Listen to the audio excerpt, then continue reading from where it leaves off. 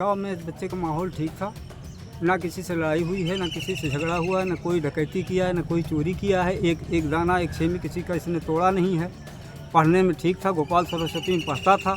Police को सारे power दे दिए गए हैं, तो कोर्ट कचहरी बंद कर दिया जाए। क्या जरूरत है कोर्ट कचहरी करने के लिए? उसको बंद कर दिया जाए। सारी फंडामेंटल राइट जो भारतीय नागरिकता के राइट हैं उनको सबको समाप्त कर दिया जाए। बस यही खाली व्यवस्था कर दी जाए। सुल्तानपुर डकैती कांड का आरोपी अनुज प्रताप सिंह एनकाउंटर में मारा गया।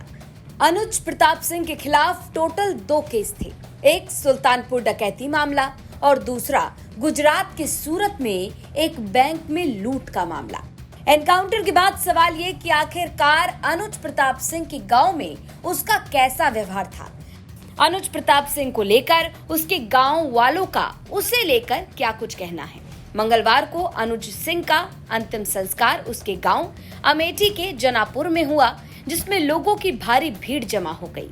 इस दौरान अनुज सिंह के गांव वालों से यूपी तक की टीम ने खास बातचीत की। यूपी तक के कैमरे पर इन चाचा ने अनुज के बारे में बहुत कुछ बता दिया। गाँव में बच्चे का माहौल ठीक था, ना किसी से लड़ाई हुई है, ना किसी से झगड़ा हुआ है, ना कोई डकैती किया है, ना कोई चोरी किया है। एक दाना एक छेमी किसी का इसने तोड़ा नहीं है। पढ़ने में ठीक था, गोपाल सरस्वती में पढ़ता था। उसके बाद में फिर यहाँ से BA किया है। सबसे मिलनसार व्यक्ति था। इसके ऊपर खाली एक केस लगा सूरत का, वो रायबली के पुलिस ने पकड़ा था, STF ने, और वहाँ की पुलिस को दे दिया। जमानत करवाया। जमानत करने के नाते फिर यहाँ से जमानत करवाने के हाई कोर्ट से जमानत हुई, छूट गया। और छूटने के बाद में फिर ये अपने मुकदमे की पैरवी करने के लिए सूरत में रहता था। तब से यहाँ रहता नहीं था। हम लोगों को इसके आगे कुछ पता नहीं कि क्या है क्या नहीं। क्या लगता है आपको कि ये घटना के बाद से गांव में कितना जो है मातम है, और सरकार जो है सुल्तानपुर डकैती को लेकर कार्रवाई की बात कर रही थी?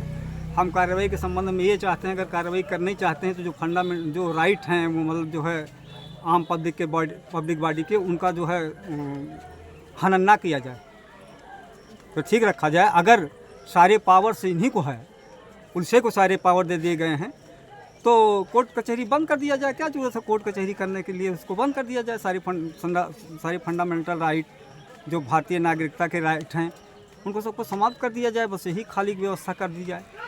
और उन लोगों को क्यों नहीं गोली मार दी जाती जो लोग मतलब जो है वो क्या कहते हैं, रेप कांड करते हैं, मासूम बच्चियों के साथ करते हैं, तमाम घटनाएं होती हैं, उनको क्यों नहीं गोली मार दी जाती?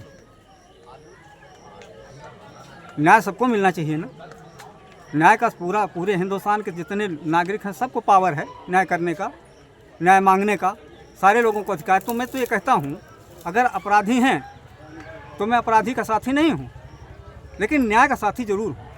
और फंडामेंटल राइट जो हैं वो भारतीय संविधान के अंदर जो नागरिक को दिए गए हैं उनका हनन ना हो।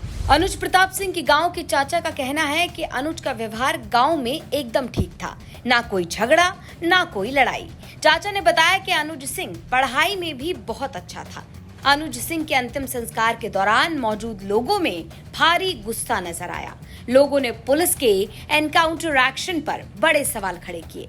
आपको बता दें कि 28 अगस्त को सुल्तानपुर के ठटेरी बाजार में भारत सोनी ज्वेलर्स के यहाँ दिन दहाड़े करोड़ों की डकैती की गई। इस डकैती कांड के अब तक 9 आरोपी पुलिस की गिरफ्त में हैं। 5 सितंबर को मंगेश यादव एनकाउंटर में ढेर हो गया और 23 सितंबर की सुबह अनुज प्रताप सिंह को भी एनकाउंटर में मार गिराया। अब इस कांड के 3 आरोपी अंकित यादव, अरबाज और फुरकान लगातार फरार चल रहे हैं। वहीं दूसरी तरफ अनुज प्रताप सिंह के एनकाउंटर के बाद लगातार एनकाउंटर एक्शन पर सवाल खड़े हो रहे हैं। अमेठी से अभिषेक कुमार त्रिपाठी के साथ ब्यूरो रिपोर्ट यूपी तक।